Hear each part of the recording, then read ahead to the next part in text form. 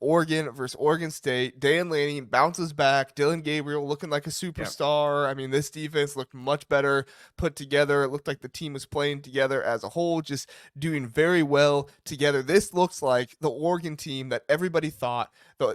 This looks like the Oregon team that everybody thought was going to make it to the Big Ten championship game. That was going to give Ohio State a really tough game on October 12th. Obviously, all of that can still happen. They haven't lost a game yet. They just struggled Hmm. against inferior opponents. But in this game, they took care of business on the road against a rival. Dan Lanning has had trouble beating rivals, but they took care of it in this one. What were your thoughts, Zach?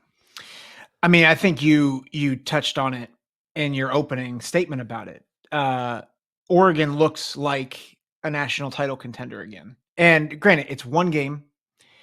Oregon State has a lot of pieces. So it's the similar caveats that we've had with teams like Ohio State, where it's like it's lesser competition. Like Oregon State was not as good of a team. I had picked that as an upset because of the struggles of Oregon, but Oregon is starting to work that out. And if they continue to progress, this is a team that by the end of the season is going to be a legitimate threat, not just to make the playoff, but to be a national championship contender. You saw that with Dylan Gabriel.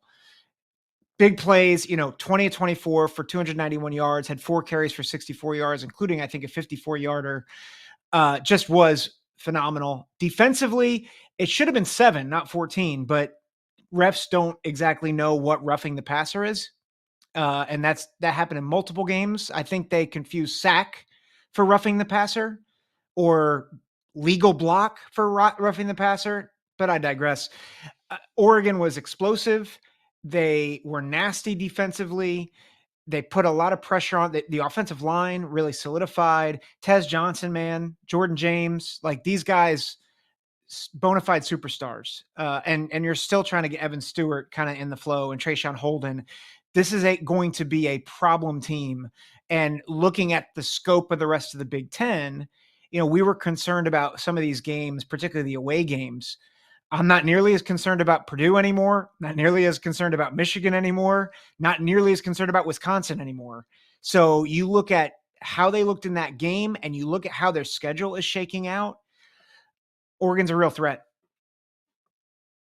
No, for sure. For sure. They are. I mean, this is exactly what you wanted to see against Oregon State in this game. Anthony Hankerson, 15 carries, 57 yards. He did have 2 touchdowns, but his long, 8. He never Yep. had a rush of 10 yards or more in this game, so they held him in check. Jordan James averaged 7.2 yards per carry. He had 2 touchdowns. Noah Whittington had 7 carries for 64 yards, 9.1 yards per carry, and a touchdown himself. I mean, this is exactly what you wanted to see Yep. from Oregon. It was a little shaky at the beginning. You kind of thought, well, what's going to happen here? They looked good, but also Oregon State was kind of hanging around a little bit. I think it was like 24-14 at the 20, halftime. 20 22-14. 22. Okay, that's right. I Yeah. forgot they went for 2.